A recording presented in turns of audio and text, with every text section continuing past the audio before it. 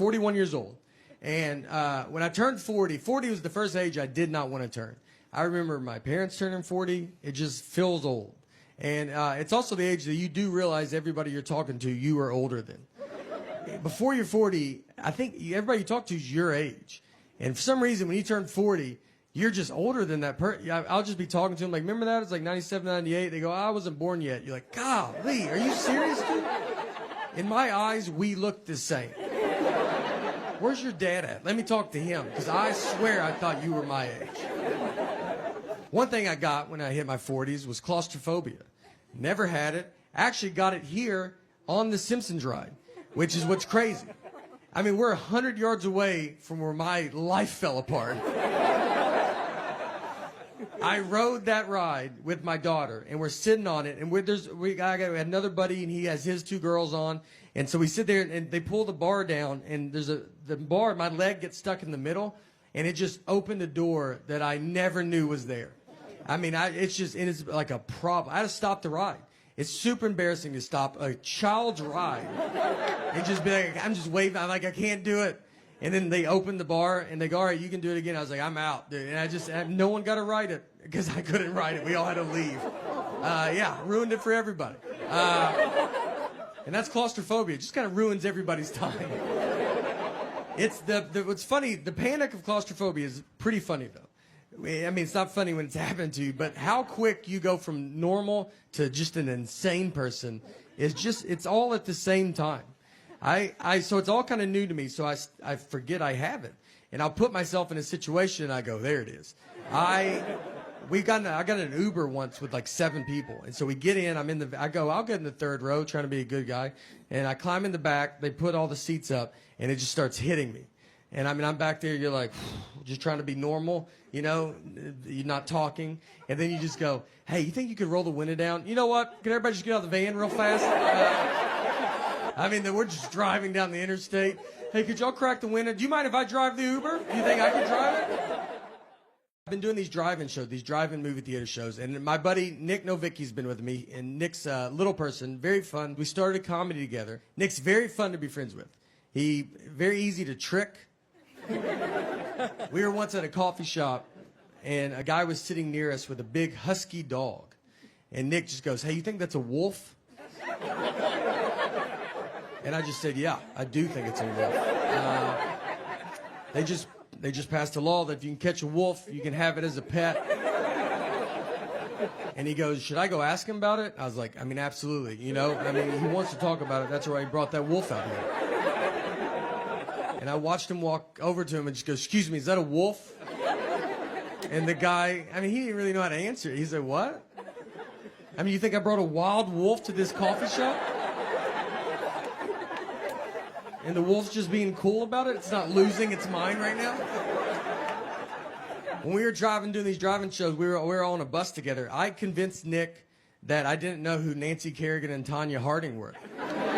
Nick is learning this, that I do know who they are. He's learning right now with you. I never told him. I absolutely know who they are. He brought all his references are just 90s sports references. He only can reference the 90s. And so he brings up Nancy Kerrigan and Tanya Harding, and I was like, who's that? He's like, what? You don't know who they are? And I was like, I don't think anybody knows who they are. And he goes, dude, this is like a huge story. It's like figure skating is like a mafia hit. I was like, I've never heard this, dude. Don't you think I would have heard it? I mean, I was like, no one knows this. He's like, he's losing his mind. I go, they should make a 30 for 30 if it's that good. He goes, they did. Another guy's like, they should make a movie about it. He goes, there's a movie. And he's just losing it. One of my favorite ones was, this was forever ago. We're going to a friend's house, and it was a 4-flight walk up. And so we had to walk 4 flights. Obviously, I walk faster than Nick, and I used to wait for him, but we've just been friends too long. I can't. We're like an old married couple. I'm just gone. So I knew where we were going, and I knew that he did not. So I leave him, and I go into my buddy's apartment. I was like, Nick doesn't know where you live. So that's fun, you know, just see what happens. About 30 minutes go by. Nick finally comes into the apartment, and I asked him, I was like, where were you? He goes, I didn't know where to go. And I go, I know. So, like, I mean, you've been gone for a long time. You know, did you go back outside? He goes, oh, no, I've been in someone else's apartment all this time. He went into someone's, he was just trying handles. And the door opened, he walked in, said, "I'm with Nate," and went and sat on their couch. That's how far he made it. Think about where your couch is. That's how deep he made it into their place. And he's so confident, I mean, they had to be like, I don't know, maybe we know a Nate, you know? I know nothing about, like, adult stuff that you're supposed to know about. Global warming, that's one that everybody yells at you about. And they're like, you better do something. Like, I'm so tired of it, let's do it. I'm like, I barely made it out of high school. I don't really know how rain works.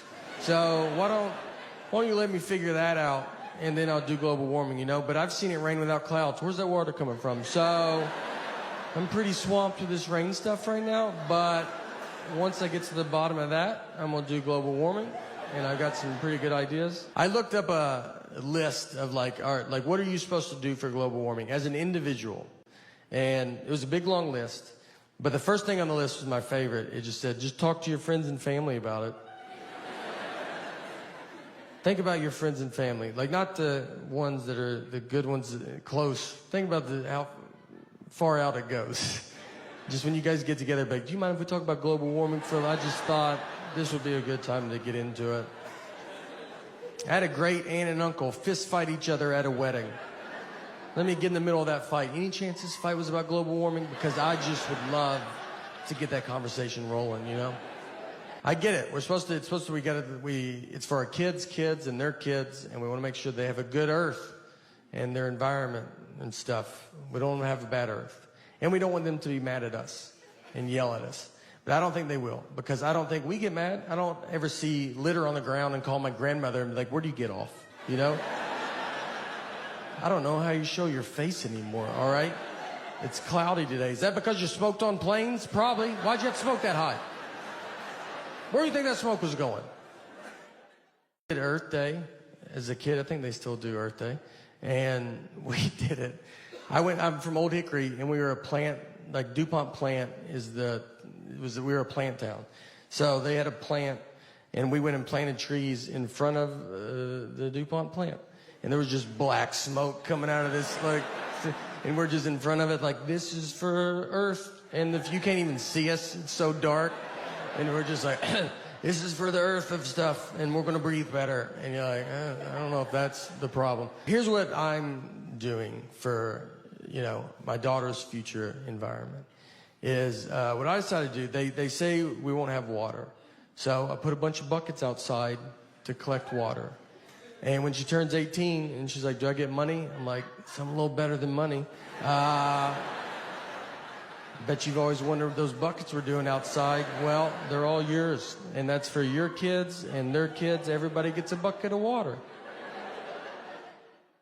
Not smart at all.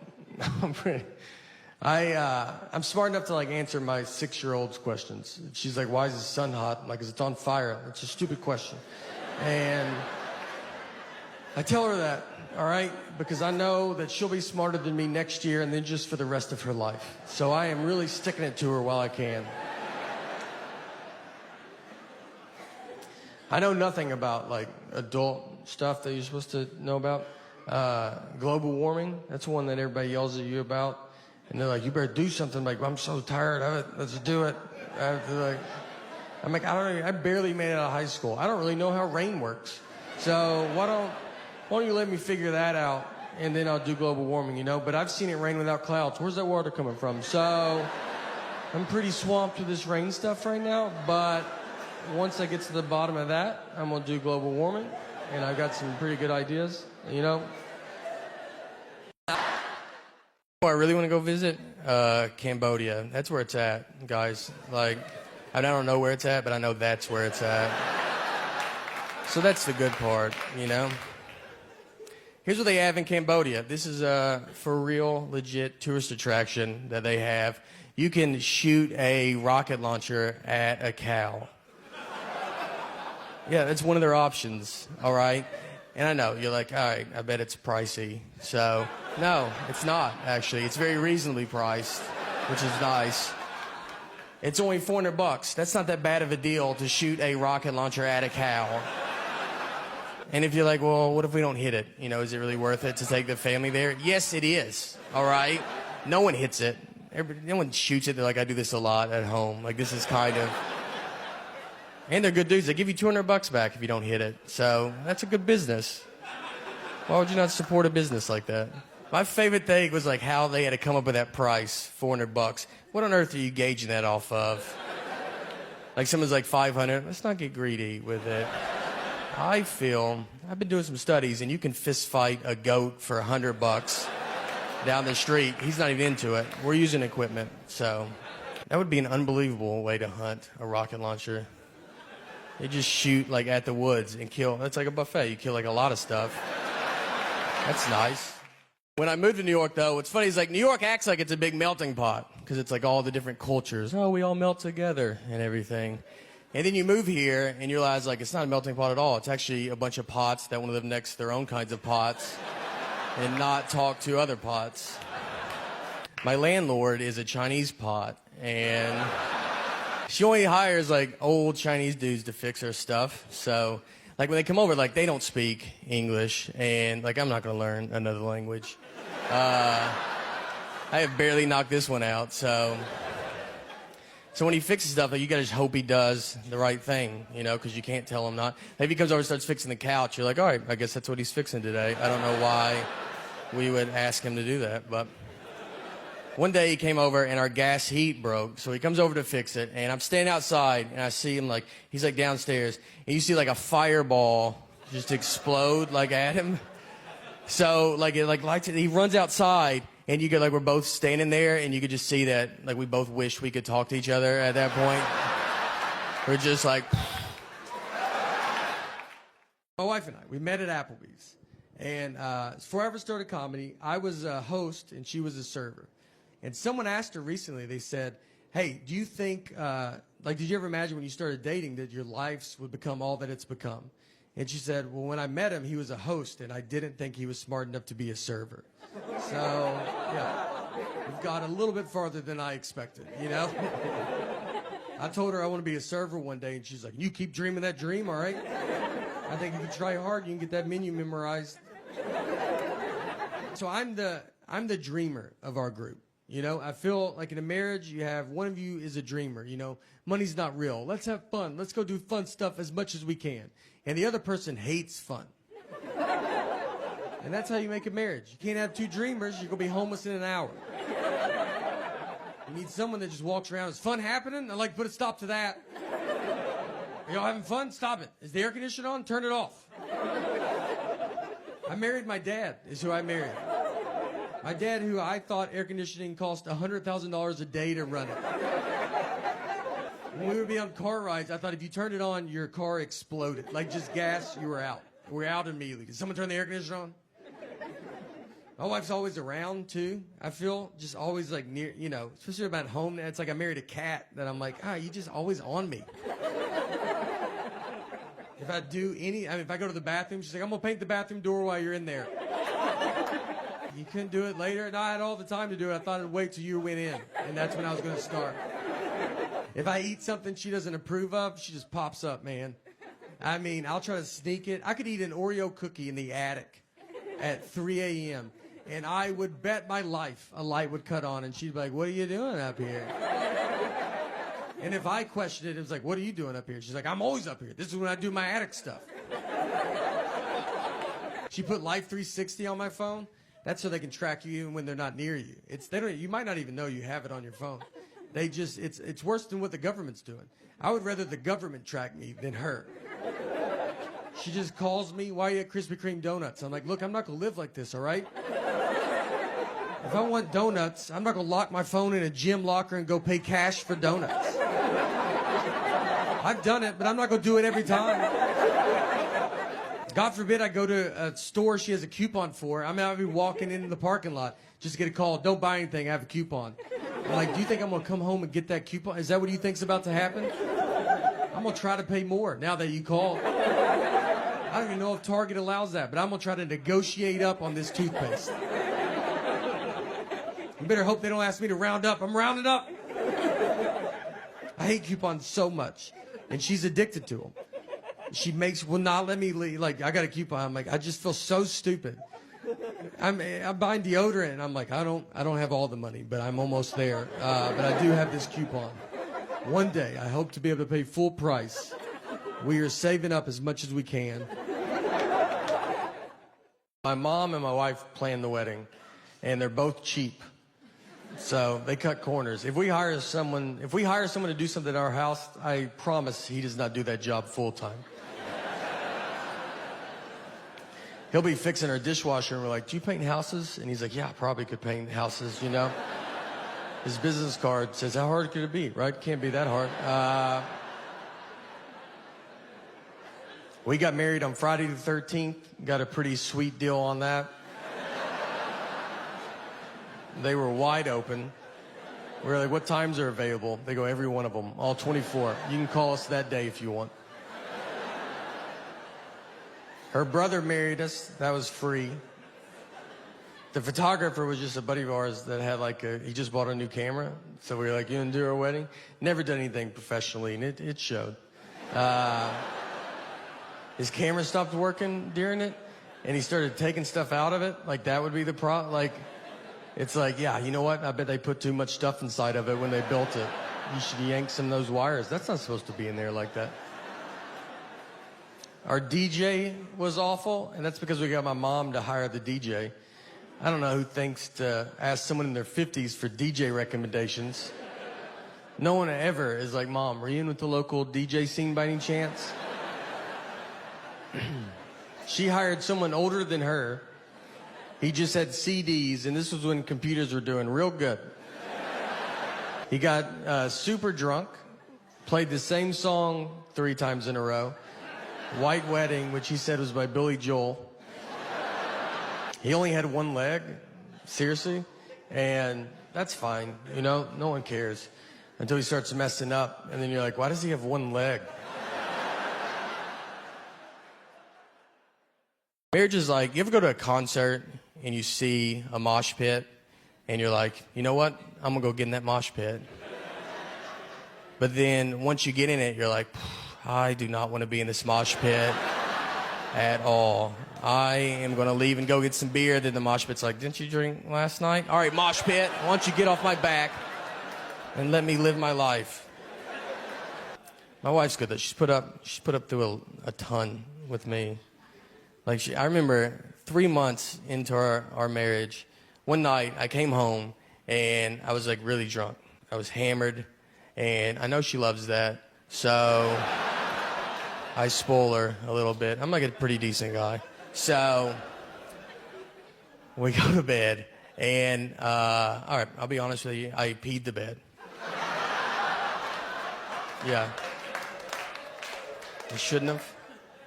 That's pretty good though. I kind of like blamed it on her. Like I remember I just woke up and I go, hey, what's wet? All right. Did you pour a perfect circle of water underneath me? A flawless circle. She was like, no, you peed the bed. What is wrong with you? Did I marry you or did I have you? I have no idea. Marriage fights are great because they're all very dumb. I would say 90% of them are dumb. 10% the cops show up. But we got in a fight once over chocolate milk. We didn't talk for 24 hours. What happened is I brought chocolate milk home, and she was like, why did you bring it home? And I was like, you're supposed to drink it after you work out. And she was like, that's not true. And I was like, well, there's a commercial on TV. They probably looked into it more than you did. So I decided to listen to them. And she said, that's just the milk people pushing chocolate milk. And I was like, you don't even know what that statement means. You don't know if there's milk people. And I think chocolate milk's doing fine. I don't think they're sitting on barrels of it. And they're like, we got to make up a lie. We got to get rid of this chocolate milk.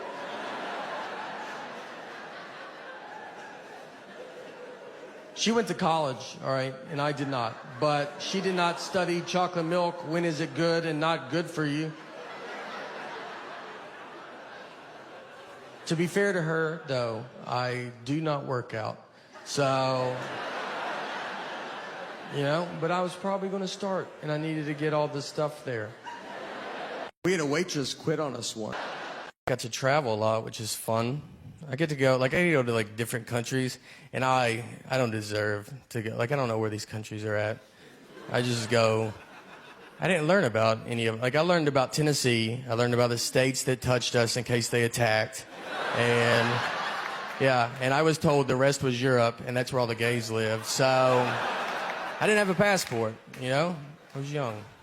I got to go to Bahrain, which was fun. Someone's from Bahrain. Are you really? That's crazy. I had no idea it was a country, I'll be honest with you. 3 years ago, I'd have called you a liar because you're from Bahrain. I literally thought it was the guy we were meeting. Like, that's what I just assumed. I just walked around Bahrain's airport like, hey, do you know this guy Bahrain? He's supposed to meet us here. Is he somewhere near here? When we went to Bahrain, we did comedy for the troops. I don't have like a huge following in Bahrain, but I could start though with the one guy right here. So it's one at a time. So we go over there, and when you do comedy for the troops, you stay on an army base, but in Bahrain, you can actually leave the base and go to like the downtown Bahrain. So they tell you when you go out there, they're like, look, it's safe, just don't draw attention to yourself. So they're like, don't wear American t-shirts and stuff. And you're like, all right, that's fine, no American t-shirts. So what are you gonna do about the white on my skin? That's probably gonna be the issue if I don't want them to come up like, excuse me, are you Muslim? Southern Muslim, actually. I remember nothing from school. People talk about history to me, and I'm like, I don't know when you guys learned that. I think we skipped all of this. I almost didn't graduate high school. I had an F in science. I was taking a class called science my senior year in high school. I mean, I had an F, and my dad went and talked to the teacher and just said, look, just give him a D. He's not going to do science stuff. And the teacher agreed to it. She was that confident I wouldn't touch the science world. We took ACTs, and I got a 17 on it. And if you don't know ACTs, I mean, 18 is, they're like, that's not good, man, but you made it. 17, they're like, are you enrolled in this school? Like, what are you doing? The only thing I remember is in 7th grade, we had a kid fist fight our PE teacher. That stuck with me. I mean, he was too old to be in 7th grade. He drove to 7th grade. If you're a 7th grade teacher and one of the kids drives, you just know you got to fight that kid one day. Like, I mean, it's just happening. Like, I grew up in the 80s and 90s. I was a kid in the 80s and 90s. And during the 80s and 90s, kids were getting kidnapped pretty rapidly. And look, I'm not trying to say we were more desirable or something. I think we were outside more. A lot more opportunity, you know. Also a lot easier to get us into vans. Didn't take much. And so parents back then, they would watch TV, and I think it would scare the parents. You know, you realize like now everything's a crime show. Everything that you watch is crime, podcasts are crime, movies are crime. You almost like see it so much. But back then, you only had so many channels. And then when they would watch these shows, they were very powerful shows. My parents used to watch a show called Rescue 911. And it would just show reenactments of crimes. And it was powerful. I've seen 3 seconds of Rescue 911. I remember walking through the living room. My parents are watching it. I look at the TV. A guy has a ski mask on, and a woman is asleep with her feet out from under the covers, and he started rubbing her foot. That's all I saw. I kept walking. I don't know what happened before or after, but I know I've never been able to sleep with my feet out from under the covers because I accidentally saw that 30 years ago. And my feet get so hot, and I want to put them out so bad. I mean, I try it every night for 30 years, and then that image pops in my head, and I yank them right back under. I'll be in a hotel room, and I'm like, look, you can't get in here, dude. You've locked everything. And I'm like, that's exactly what he's been waiting for. He's probably already in here. So my parents, I think, watched a Rescue 911 where a kid went missing. So it got them scared. They were like, I think they took it as like, look, you guys are getting kidnapped. There's nothing we can do. It's happening. So they wanted us to be prepared for it. So instead of like, I don't know, self-defense, give us a gun, I don't know, something. What they did was like, you know, you always hand out flyers if a kid goes missing. They were like, let's just get that flyer ready. We'll just do that, you know. So if a kid goes missing, they always have a flyer. They put a picture of the kid and all the information below the flyer. So the height, weight, eye color, all that stuff. So instead of making a flyer, what they made us do was we wrote on a piece of paper our name, height, weight, eye color, and then we just held it up against the wall, and they just took a picture of us. So the picture is us holding our own information. And they said, well, when the cops are like, hey, let's get a flyer ready, we're going to be like, well, we've been rooting for this to happen. We already have one made. And they're like, we'll give that to the police. Which, if we would have been kidnapped, my parents would be in prison right now. No one's going to believe you pre-took pictures. I mean, they're going to just look at this and be like, all right, just tell us where the kids are at. That would be the easiest thing to do. I've never seen this ever. They had to go get that printed at Walmart, too. You couldn't do that at home. You had to go show people that you're crazy. We walked in Walmart, and the guy was probably like, hey, do you think I could talk to your kids by themselves for a little bit? I'd love to just chat with them. Our daughter is in 3rd grade, and for 1st grade, she started taking the bus. And it was the first time she ever took the bus. So if you know as a parent, you walk them to the bus stop. It's very fun. And so we got her on the bus. She went to school. At the end of the school day, someone from the school called my cell phone. They have my wife's cell phone. They have my cell phone. They called my cell phone, and she said, hey, do you know what bus number your daughter's supposed to be on? And I said, I'm her dad. As in, are you crazy? Like, I was like, this is how you thought you would get this information, was to call the dad? You saw a mom and dad's cell phone. You go, I bet the dad knows. I was like, do you have parents? Have you ever seen a family before? You thought, let's call the husband? Unless there's 2 husbands, you should never call a husband a day in your life. I would rather you ask a lady that doesn't know her. I think she could get to the bottom of it quicker than I can. I had to go get her. I go, all right, I'll come get her. Tell me the name of this school and I'll come get her. Where does she go? Homework's fun. 1st and 2nd grade was awesome. 3rd grade, you're like, okay. They throw some stuff in, you're like, oh, all right. All right. It's, okay. Learning it earlier than we used to, huh? I don't even know if that's true, but. She brought home Common Core math. That's fun. It's a new math they invented. No heads up. Just give it to parents that never learned it. It's just a whole new. I mean, it's unbelievable. Why when they bring it home, you go watch a 40-minute YouTube video on Common Core math. I don't even understand it. If you know it, if you don't know Common Core, it's just a new math. And the goal of Common Core is to use 1 sheet of paper for every problem. You just want to keep breaking the problem down. You put the problem at the top, and it just keeps going. And then what's even funnier is you see old math in the middle of it. As you break it down, old math gets in there, and you're like, oh, just do that at the top. I don't even know what we're doing. And it's not like old math isn't working. I mean, old math's doing, I don't get incorrect change everywhere just going, this stupid old math. It's a long way to get at the same answer. I told my wife, I go, it feels like if you knocked on my front door and I opened it, and you say, can I come in? And I was like, do you mind walking in and coming in through the back door? And you'd be like, does the front door not work? I'm like, no, it works. I use it. A lot of people still use it. But the new way is to go jump the fence and come in the back and meet me at this same spot. Well, even though I make fun of Common Core, I have learned stuff from elementary homework, which is embarrassing. I'm 41. My daughter's 8. Nothing should ever come out of her mouth that I'm like, what? What was that? I learned when to use a or an in a sentence. I mean, I didn't know that there was a rule in play. I thought you felt it out, you know? You just go, that feels right, and that's what you do. I do the same thing with a comma. I never known where a comma's supposed to go. If I feel a comma's coming, I try to get out of that sentence so bad. I mean, and if I can, I just put a comma and see if someone says something, you know? If they're like, is that a comma? I'm like, isn't my comma button has been sticking on my phone. Daughter still sleeps in our bed, too.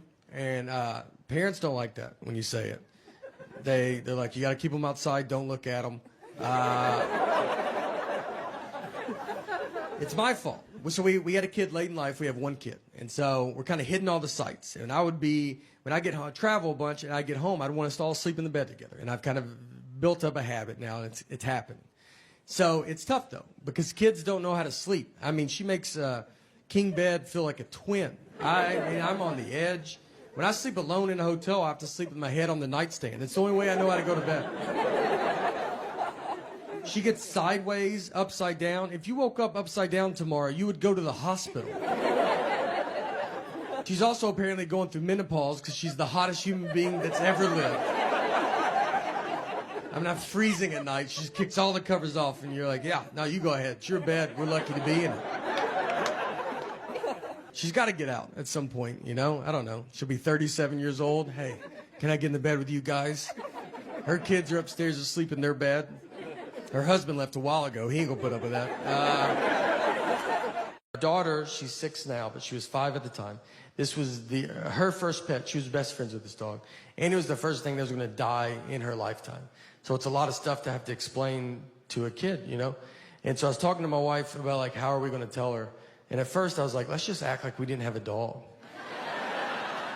5-year-olds are smart, but if we stick together on this, and she comes home from school and is like, where's the dog? And we're like, what dog? Like, I've never seen a dog. Don't you think I would know if there was a dog? But I read an article about the long-term damage of that. It's pretty good. So I was just honest with her. And I set her down. I said, look, Annie's very sick and she's older and she's going to die soon. This happens, so just love her as much as you can right now. And she took it as good as a 5-year-old can take it. So the next day, I kind of told her again, you got to tell kids over and over again. I kind of kept telling her. I didn't want this to be a surprise. And then Annie surprised us by living 6 months longer. I mean, we were way off on when we thought she was going to die. But I already started telling my daughter I didn't want to stop and then have to start it again. So I just kept it up for 6 months. Every day I was like, she'll die. All right, she will die. She will die. I will die. Your mom's dead. So finally the day was here and our daughter was at school. And so my sister and my wife, they took Annie to go have to put her to sleep. And I went to go pick up our daughter to tell her. I've already been telling her. And so I picked her up. I told her. It was brutal, very sad. She took it as if this was the first she's heard about it. We get home, and my wife was like, how was it? Which is already it was great. You know, I loved it. Can't wait for the next thing to die. Nice to say I told you so, you know. I told my wife it was terrible, you know. And then my wife goes, you didn't tell her that I did it, did you? And I was like, no, why would I say that? Like, I didn't even think about it, you know. Then I looked at her like, is that what you would have said, though? Would you have told her that I did it? My dad is a magician. He's done that my entire life. He was a clown at the very beginning, just in case you're like, how do you get into something like that? It goes clown and magic. There's 2 steps. You can take them in either order.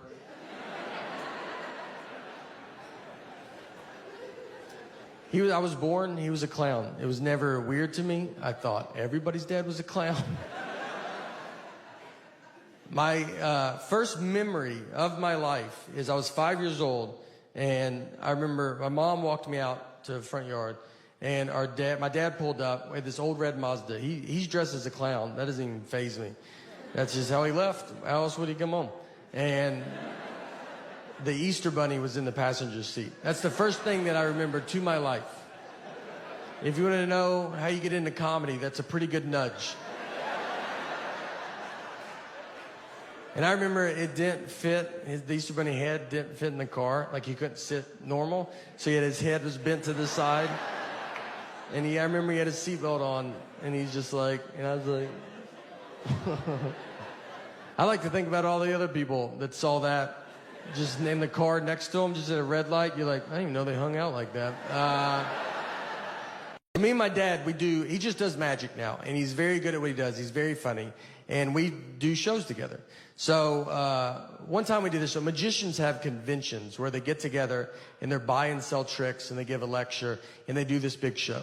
So this guy was putting one together in Des Moines, Iowa, which is the birthplace of magic, something a lot of people don't know. And it's not, but it does sound like it could be. I don't know why. I said that in Des Moines, and people are like, I think I already knew that. They're like, he's right. So this guy calls me. He's like, your dad's performing this year, so we want you to come down, and we're going to make you appear out of a magic trick. I'm going to come out, I'm going to surprise my dad, surprise the audience, everybody will go crazy, and then I'll do 5 minutes of stand-up, and that will end the show. He's like, it's going to be like a big deal. And I was like, all right. I agreed to it. I fly to Des Moines. I'm hiding. I'm in my room. No one knows I'm there. The show starts. My dad's out performing. I climb in a box backstage. When my dad gets done performing, they ask him to stay and help. They push the box out. The trick is, the guy is a very pretty lady assistant. She walks around, shows the box is empty, and then she climbs in. Normally it just falls apart, and then she disappears. But now it falls apart, and it's me, and I pop out. And you have to come out big. I don't know if you've ever appeared out of a magic trick, but if you do, yeah, you can't just be like, how you doing? You know, like, it's got to be a big grand, like, can you believe it? And I look at my dad. His face is so surprised. He had no idea. But his eyes are just like, why would you ever do this? And I was like, is this not a good time to visit you? The audience is clapping, but they're not going that crazy. Like, the clapping starts dying down. And as I'm standing there, it's like hitting me that I was like, I don't think they know who we are. That guy told me they did, and they don't. They don't know that's my dad. They don't know I'm a comedian. This looks like the stupidest trick they've ever seen. It doesn't make sense. Like, they're like, a pretty girl goes in, then just a whatever dude pops out. That's your trick? Your trick is backwards, sir. It's backwards. And now I got to do comedy, but they don't know I'm a comedian, so I get a microphone. They're like, he's going to talk to us now? How long is this trick? And when you do comedy in front of people not expecting comedy, it does not come off as comedy. It sounds like a mean speech. They were just like, get back in the box. Where's the girl? Is she fine? Can we hear from her? I rewatched the movie Sixth Sense. And I'm not trying to do a Sixth Sense joke. This is a 20-year-old movie.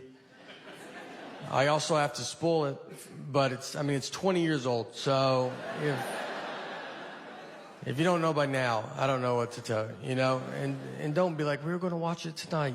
We're going to go to Blockbuster on the way home. And think about when you watched it. When we all saw this movie for the first time, none of us knew he was dead. That was the biggest surprise we've ever seen in our life, you know? We just thought his wife wasn't talking to him for like a year. That made more sense to us than him possibly being dead. And I was like, when I watched it, I was like, what do they show him dying? Yeah, that guy shoots him with a gun. That's how the movie starts. That's how obvious they're like, hey, he's dead. And we still watched it for 2 hours, just like, I know what this guy's going through, you know? This is a movie about marriage and how hard marriage is. Yeah, even if you get shot, it's your fault. If I fly Delta, if I buy a ticket through Delta's system, my name in their system is Nathan. And on my license, my name is Nathaniel. I do not remember making this decision. It's a big deal. You can't just change it. I've tried. I've asked Delta if they could change it, and they're like, we can't change it. And you're like, then I don't know. I don't know where we go from here, you know? If you can't do it, who can do it? I mean, is that why people call senators? Do they do it? I don't know.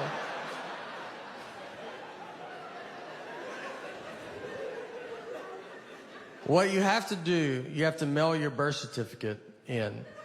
Some moms give their children their birth certificates. I've never received mine. I thought I was the proof of my birth. And you got to mail it in. I've never been a big mail it in guy. I've mailed maybe 4 letters my entire life. I just never done it.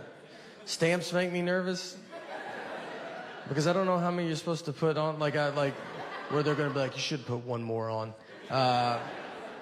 And they changed the price of stamps, and that's not in the news, you know. You don't find that out on Twitter. You have to find out from old people. They're the only people that know.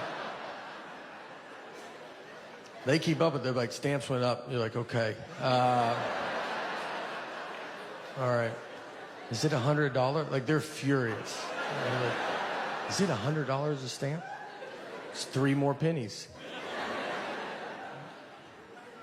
So, I will never go through that process to get my name changed, so I just deal with it.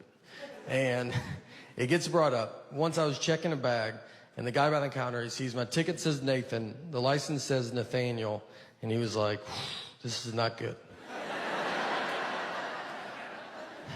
He goes, these names don't match. And I was like, but they match, right? Like, you can see the leap that we took to get from one to the other.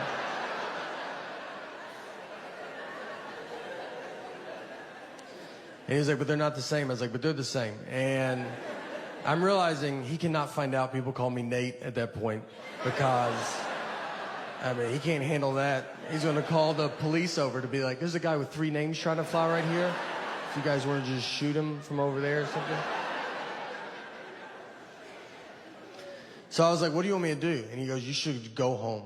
That's all I got. He's like, I can't believe you've made it this far. I was like, let me just try it, you know? Shouldn't I try it? I said, look, I'll give you that those names don't match. But what I think is going to help a ton is the picture on the ID.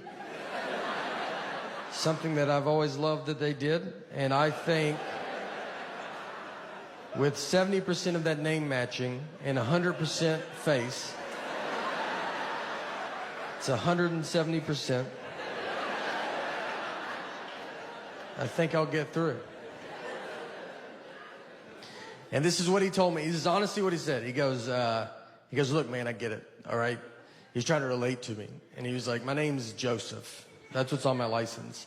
So I can't buy a ticket under my nickname Bart. They're not going to let me through. And he said it like, right? Like, do you know what, does that make sense? And I was like, that doesn't at all. Those are 2 different names, all right? I should be over there and you should be over here because that's how you're treating me. Like I'm a Joseph Bart. My buddy, we rented a car. He's driving. On the way out there, I see a dead horse just laid out in this guy's yard. And I've never seen that before. And I was like, man, I bet you don't think about that when you buy a horse, it dying. You know, what do? That's a huge thing, dying in your yard. You can't just scoot it off into the woods with your foot and try to get another one that matches before the kids come home. You have to tell your wife to keep the kids away for a month. You got to Google how to move a dead horse. You got to probably try to get another horse to help you do it. And that's not easy. That's what the blinders were invented for. Because it's like, just look ahead. Don't worry about what's going on back. No, look. Or you got to get your friends to help you do it. And you can't spill the beans too quick on that. You think it's hard for them to help you move a couch? Try a dead horse. You got to lie to them, like, we're getting a divorce. Just come over. Bring your truck and some gloves. And when they get there, let me tell you, they're going to see it, all right? Everybody saw it. It was next to the road. And they're going to pull into that driveway and just be like, I don't think they're getting a divorce at all. I think we're here to move that dead horse is what I think. Let's let him bring it up, all right? Make him ask. But I'll be shocked if we don't touch that dead horse today. And if you ever have to move a dead horse, I've thought a lot about all this. You want to be the first one to the horse, all right? You don't want someone else to tell you where to grab a dead horse. So you run out there like you love it. Like you're like, this is what I hoped it was. And get to the hoofs in the front and be like, all right, I'm here. You guys decide where you guys want to be. 2020 has been my favorite year. Out of all the years, this has been the best one. I mean, there's aliens. They said there's UFOs. And no one cares. What kind of year could you have that you could sneak in?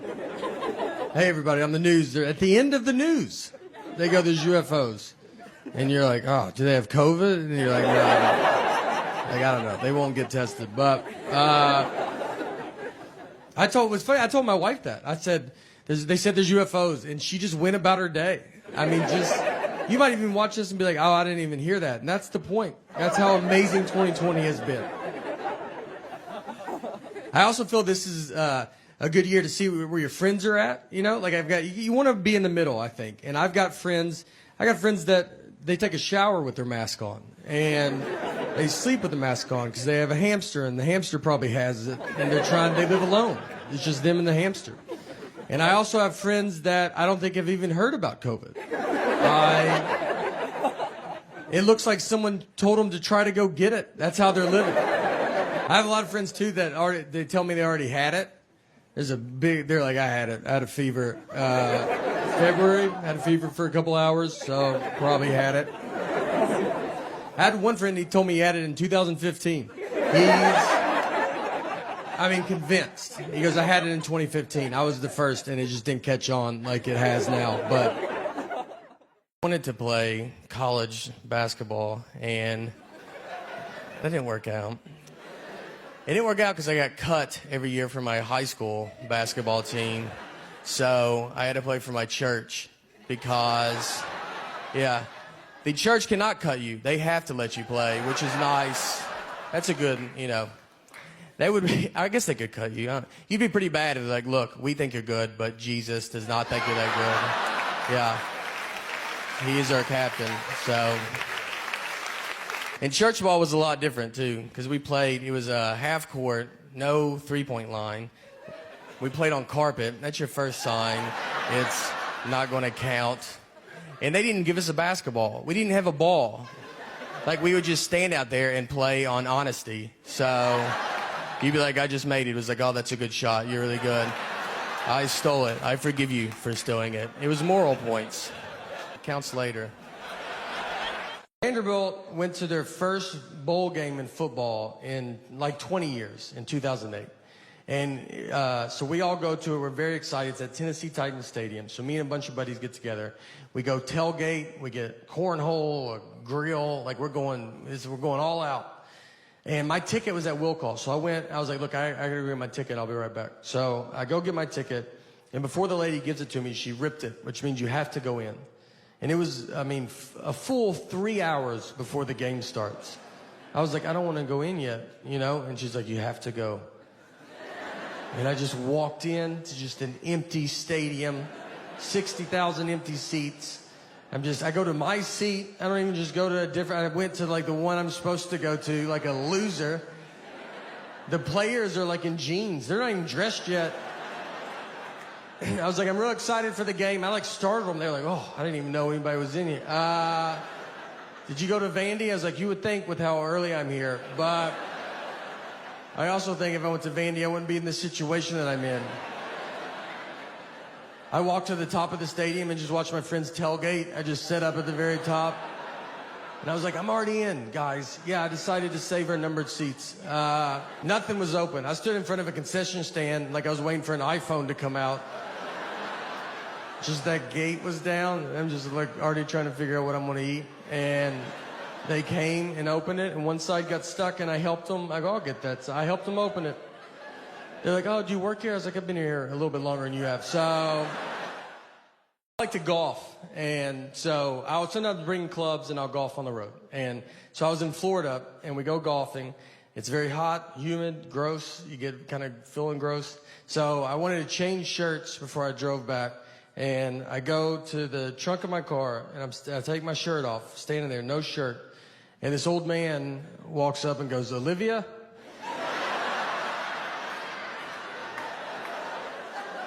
I had to turn. I was like, I'm sorry. What did you say? I'm sorry. And he was like, oh, sorry. Honest mistake. And I was like, I don't know. He was looking for his elderly wife and saw me with no shirt on and thought that could be Olivia. I had a car that he does not recognize. None of this is making him not. He's like, I don't know. That's a dead ringer for Olivia. I don't know who he disrespected more, me or Olivia, to be honest. We could both have a word with him.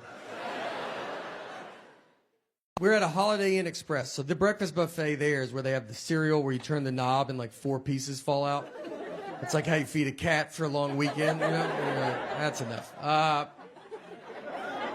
They had batter and syrup. And so they had the waffle iron where you make it yourself. So you pour the batter on the waffle iron, you shut it, you turn it over, it locks, it cooks for 2 minutes, you turn it over, you open it, half the waffle comes off, half stays forever. That's how you eat a waffle. So I'm with my buddy of mine that's my age. So we go through, he's in front of me, not really talking or anything, just going through. He gets to it, it's batter and syrup, they're in clear containers. They're not labeled, but they're in clear containers. He gets the syrup, and starts pouring it on the waffle iron. And I'm not even stopping him because he's not doing it where he's going, I've never done that. He's doing it where we're probably going to try it after. I mean, he's just like, you're like, dude, I can't wait to see what this guy's making. Like, he might know something that I don't know. He shuts it, turns it over, it cooks. He's like looking at us. We're like, I mean, the whole line's like, yeah, what is that going to be? And it makes black smoke is what it makes. Just, I mean, dark black smoke. Just starts filling the lobby. The manager comes over. He's like, what are you doing? He's like, I guess I poured the wrong one. These are not labeled. And the guy's like, they're in clear containers. Do you not know the difference of batter and syrup? And he's like, I bet it happens all the time. He goes, I've worked here my whole life and I've never seen this. So they threw the waffle iron. They just throw it away. That's what they have to do. Just throw it away. It's over. And now there's no waffle. I mean, we went from all about to get a waffle to it's upside down in a trash can. And then he just turns and looks, and it's just a line of people with that little foam plate. And just everybody's sad. I just hear someone in the back go like, I set my alarm for this. I mean, two guys didn't have shoes on. They go, I ran down with no shoes in that elevator. I thought I was going to miss it. You go to this restaurant. Guys are not good at marriage, all right? It's not our fault. We weren't prepared for it like women are. Your whole life is built just preparation for marriage. Look at every toy you played with. When you're a baby, they give you a baby doll. So they give you a baby when you're a baby. You don't even know you're alive yet, and they're like, look, I would probably start figuring this out. Like, this is where it's going. Then they give you Barbie and Ken. They live in a little house together, and that is where you learn how to make drama. You get the best. You're the best. Then you would play house. Like you would, like, fake vacuum. Just fake vacuum with your friends. That was awesome. And it's weird because, like, when I see my wife vacuum now, I'm like, she is living her childhood dream. She's made it. As a guy, we don't have any of that. What do we play fort? You got to keep everybody out of where you are. Especially girls. The only toys we had were Transformers and Ninja Turtles. Those are not even real things. None of them had wives. They weren't married. I never played with my Ninja Turtles, and I had them going to fight Shredder. And then Michelangelo was like, hey, can y'all give me 2 seconds? My wife just showed up, and she looks furious about something. What do you want from me? And she's like, what are y'all doing? What's that April skank doing here? You're like, listen, she's a reporter. Silent treatment is it's a very common thing. Everybody knows what it is.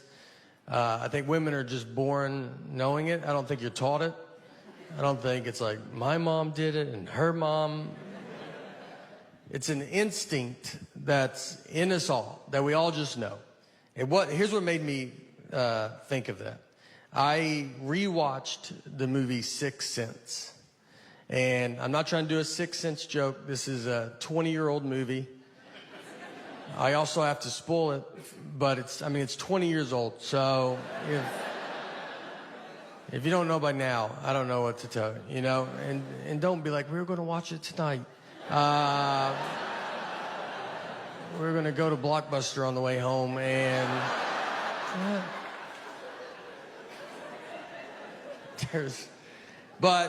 so he's dead the whole time.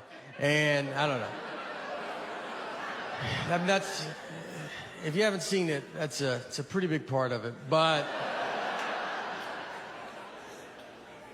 for those that have, think about when you watched it. When we all saw this movie for the first time, none of us knew he was dead. That was the biggest surprise we've ever seen in our life, you know? We just thought his wife wasn't talking to him for like a year. That made more sense to us than him possibly being dead.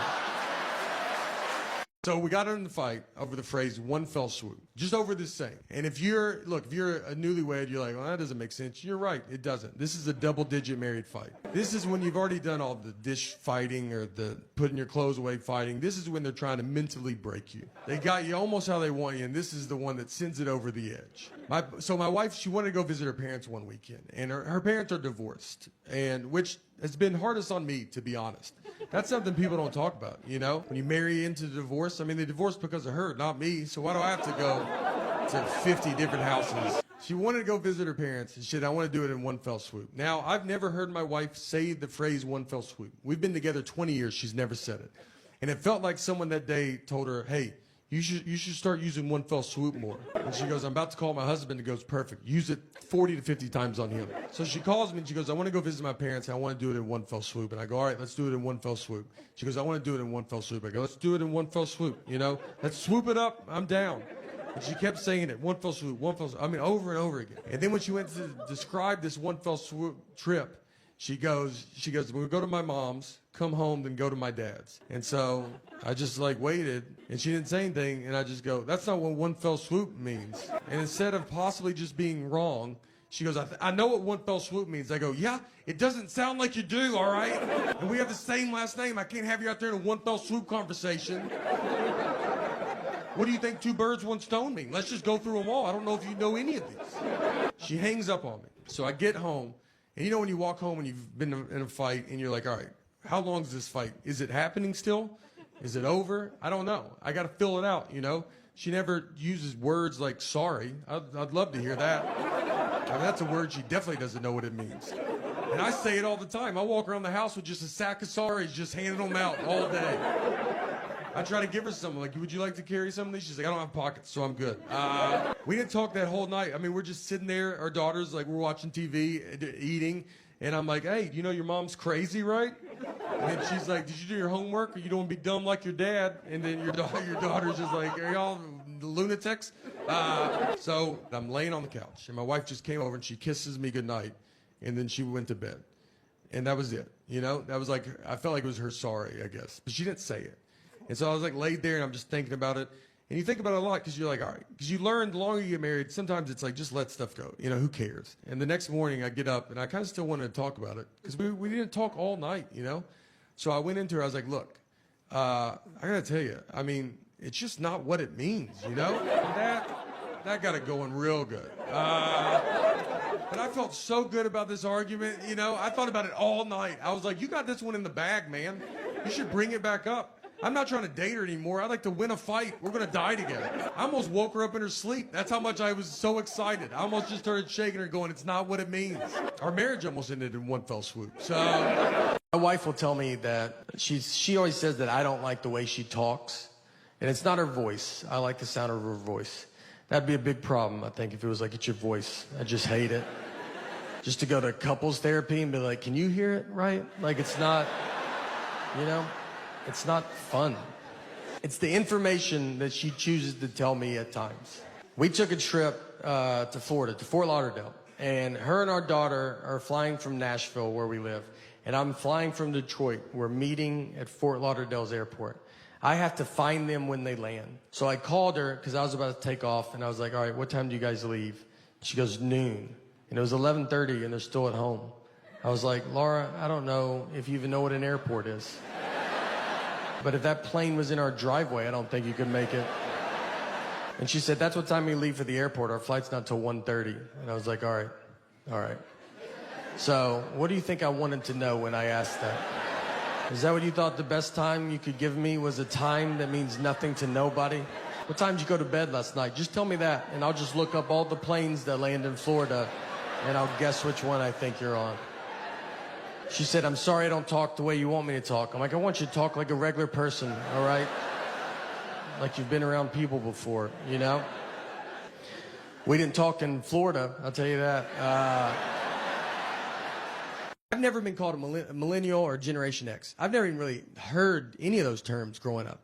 And now you hear them all the time. So I looked it up to try to say, I was like, what am I? And I'm technically nothing. I'm on a cusp. I'm a generation gap.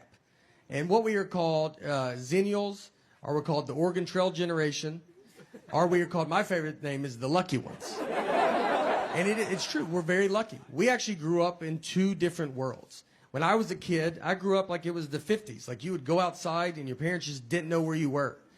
We went to school and played Oregon Trail on a computer at school. No one had a computer at home. It's like, what are you, a zillionaire? Like, I mean, you could. But then in high school, I had AOL. You know, we had a computer at home. Then I got a beeper. And then I got a cell phone. I didn't have social media until I was 26 with MySpace. You know, I mean, social media, like, whatever I did in high school is a rumor. It can't ruin my life. So if you're around my age, you might realize, like, you just end up always kind of being in the middle. Like, I understand when a Gen Xer says something, you're like, I get it. And millennial says something, you're like, no, I get it. You always just feel in the middle. And these groups all hate each other. And the most I've ever felt where I was in the middle was just this one hotel that I stayed at. So a lot of hotels now, they have Chromecast, and you can watch, like, Netflix in your hotel room. So I'm watching, I get in my room, and I turn it on, and my Chromecast is not working. So I call down to the front desk, and the oldest voice I ever heard answered the phone. This guy was a Civil War survivor. I mean, he was the age where you just go, thank you for your service. And it's like, was in the Army? You're like, probably, man. I mean, there's an age where, like, they all had to go at that age, so just saying. So I tell him, I go, hey, my Chromecast is not working. And I could have just made up a word. I mean, he's never heard of that. I could have said, my beep bop broke. I mean, he asked if I was staying at that hotel. That's how he goes, are you staying here? I was like, do you think I've called the front desk from a different hotel room? He goes, look, I don't know what this is, but there's a younger guy here. I'm going to send him up. He'll be able to help you. And I was like, great. So that guy comes up, and he knocks on my door. I open it. He's my dad's age. And I mean, right when I see him, you're like, all right, dude, we don't have to do this. You know, I mean, I know you've heard of it, but if I can't fix it, you're not going to be able to fix it. But he's the generation that still wants to give it a try. So I got to let him in. So he comes in my room, sits on my bed, a little too far back, I thought. I just remember, like, the back of his calves were touching the bed. And I was like, are your feet dangling? How far back are you going to go? Are you cold? Do you want some covers, man? He gets the remote and just starts pressing all the buttons. And I said, I don't know if that's going to do it. And he goes, let's just keep trying it, though. I go, all right. I'm going to turn the shower on, open a window. Let's try everything. You know, let's just see. Maybe it turns on. Who knows? Maybe it's all connected. So we can't get it. And he goes, all right. He goes, there's a younger guy. He's about to come to work. And at this point, I'm like, I'm the younger guy, man. I was like, it's all right, dude. I don't need it. And he goes, no, it's a millennial. And I was like, all right, now we're getting somewhere, you know? This is what the millennial does. He was born with technology. He's going to know how to fix this. I was excited. I was like, great. He goes, he comes to work in an hour. I go, wonderful. And let me tell you know how quick that millennial fixed it? Well, I'll never know because he just didn't come to work that night. So, and I found out because the old guy called me because he was supposed to fill in for him. He was furious, dude. He hates that millennial. He goes, he never comes to work. He doesn't take it serious. He's got a peanut allergy. And I was like, all right, well, I ended up fixing it myself because it was just unplugged. So that's my fault. The Cape Fear Serpentarium. So Cape Fear Serpentarium has closed down. The guy that owned it, his name is Dean Ripa. So he was a very original guy. He was his own guy. So the main reason it closed is, sadly, to announce that guy, he has died. He passed away. And it's pretty wild stuff. So how he died, a little different than most. And I'm going to just tell you, and I already know what you're thinking in your head. And his wife shot him. So, yeah, you weren't thinking that. I can tell you that. It's unbelievable. I mean, the odds of this they're definitely higher than if you don't own a snake museum, but it's insane. So this all happened after we taped the stand-ups. And so I was telling an audience who would guess, like, how he died. And so I'm going to just tell you the guesses where people, a steak got him, good guess. Crocodile ate him, solid guess. Someone yelled cancer once, and I was like, what? Like, I don't know if I'd present it like this if I knew the answer was cancer. Let's go around the room, everybody. Guess how he died. Cancer? That guy got it. That was a good guess, One guy guessed it once in Huntsville, Alabama. And it was an older gentleman. He was sitting up front, and he just goes, did his wife shoot him? And you know when someone guesses your guess, and you're like, you're the worst, man. And I was like, did you look it up? And he had a flip phone on his table. He wasn't looking stuff up. And I was like, why would you ever guess that? And he was like, because my wife shot me. And I was like, oh, well, that's fair. I bet he guesses that with every death he hears. Like, just, Frank died. Did his wife shoot him? No. And I'm not going to tell you anymore if you keep guessing that, all right? That's the last one.